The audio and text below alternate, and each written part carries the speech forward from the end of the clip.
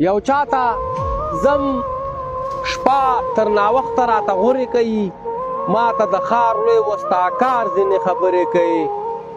کله په اوښ کله بې اوښه خو خپل ځان کې اوسي. دا وسطاکار د هېواد په یو دالان کې اوسي. دومره اوږدې قصې کوي چې سبا ته لاړ شي. دا وسطاکار کله سوونه کاله شاته لاړ شي. دا وسطاکار وي چې دا بارې ما بار ایښي دي.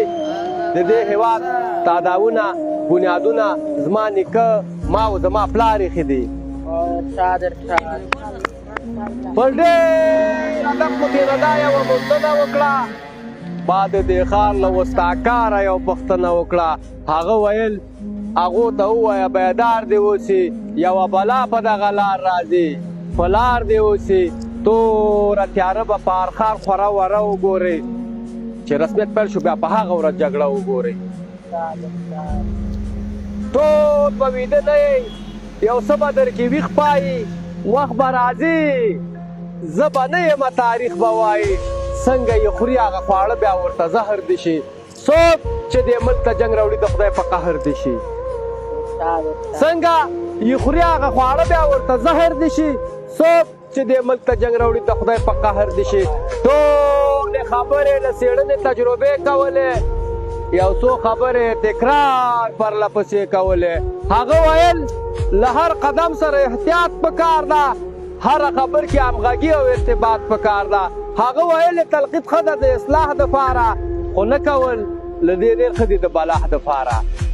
زه هغه څه ګورم چې تاسې لیدلی نه شئ، زه هغه څه اورم چې تاسې اورېدلی نه شئ. نه به درته وخت ودرېږي، نه به درته لمر ودرېږي. سبا به ګورې چې حالات درته په سر وکړي. نه نتیجه ورکوي، نه ټوپکواکي پکار ده، ولسواکي پکار ده. موږ شعار وایو، شعار اورو، د شعار خلک یو. نه مو کار کړی نه به یې وکړو، نه د کار خلک یو.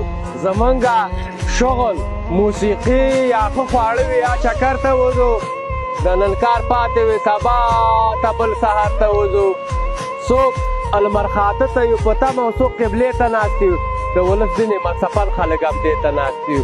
شین چای یا سوره یا پیتاوي ته غیبت غږوو، یا به ګیلې کوو له بل نه یا سیاست غږوو.